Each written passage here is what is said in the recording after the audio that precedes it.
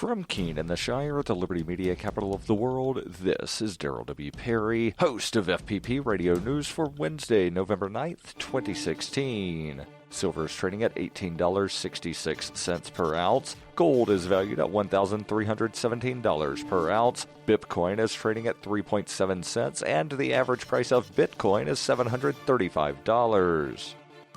Antiwar.com reports a series of airstrikes and artillery attacks against the various targets in the Nusra Front-controlled northwestern Syrian province of Idlib have left at least 20 people killed, 10 of them civilians, according to the Syrian Observatory for Human Rights. The largest attack, according to the observatory, was in Khan Shaykhun, where 7 children and 2 pregnant women were killed. The observatory said their initial information was that the strikes were carried out by Russian forces. Russia's defense ministry, however, denied any involvement, saying that no Russian airplanes had been operating in the area and complaining that the observatory was engaged in information provocations against them. Though it's often unclear who is responsible for such strikes, Russia has carried out multiple attacks against Idlib in the recent weeks. While Russia does not always provide absolute clarity on their operations, it is unusual for them to offer such a pointed denial.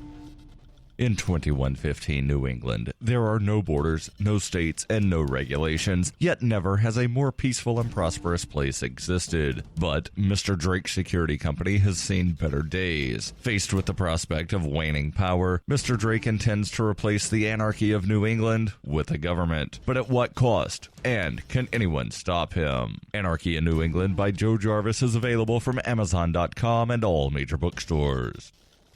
UPI reports Republicans will maintain at least a foothold in the federal government by retaining their majority in the U.S. House of Representatives, though control of the Senate is still too early to call. It's unclear what the GOP majority will be in the House, but NBC News was the first to report that they will at least remain in the majority, and it is likely Speaker Paul Ryan will remain in the leadership role to begin 2017. In the battle for the Senate, 3 of the 9 races most likely to decide control have been called, 2 for Republicans and 1 a pickup for the Democrats, the first of 5 they will need to win an outright majority. GOP Senator Marco Rubio won re-election to his seat in Florida, a race he entered late, only after his presidential campaign faltered. And Tammy Duckworth, the Democratic Illinois Congresswoman, defeated incumbent GOP Senator Mark Kirk in a race that was widely predicted would have handed Democrats one of the seats they were looking for. The 9 races where a seat is open or most likely to change hands were in New Hampshire, Pennsylvania, North Carolina, Illinois, Wisconsin, Missouri, Nevada, Florida, and Indiana. Coming into Tuesday, the House seemed a much safer bet for Republicans, and the election night tallies proved true. The GOP held an enormous 59-seat advantage coming into Tuesday. The nonpartisan Cook Political Report listed 18 seats as pure toss-ups, not enough to flip control of the chamber to Democrats even if they ran the table in all of them.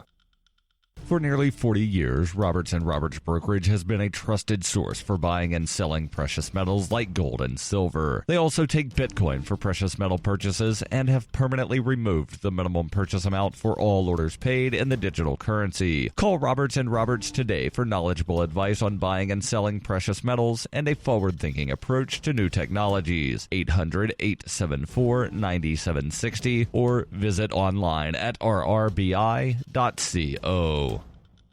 Reuters reports Energy Transfer Partners LP on Tuesday said it was not slowing down construction of an oil pipeline in North Dakota that is contested by environmentalist and Native American groups. The owners of the Dakota Access Pipeline on Tuesday said it was moving equipment to prepare for tunneling under Lake Oahe, the water source that has been the focus of protest, even as federal regulators have not given a go-ahead signal that the line will be able to proceed. Army Corps spokesman Thomas O'Hara told Bloomberg News on Monday that the company had agreed to slow down construction, a statement Energy Transfer refuted. Energy Transfer Partners LP said in a statement on Tuesday the statement released last night by the Army Corps was a mistake and the Army Corps intends to rescind it. To be clear, Dakota Access Pipeline has not voluntarily agreed to halt construction of the pipeline in North Dakota. Construction on part of the $3.7 billion Dakota Access Pipeline was halted in September following protests by the Standing Rock Sioux tribe and others who said the line would desecrate sacred grounds and a spill could contaminate drinking water.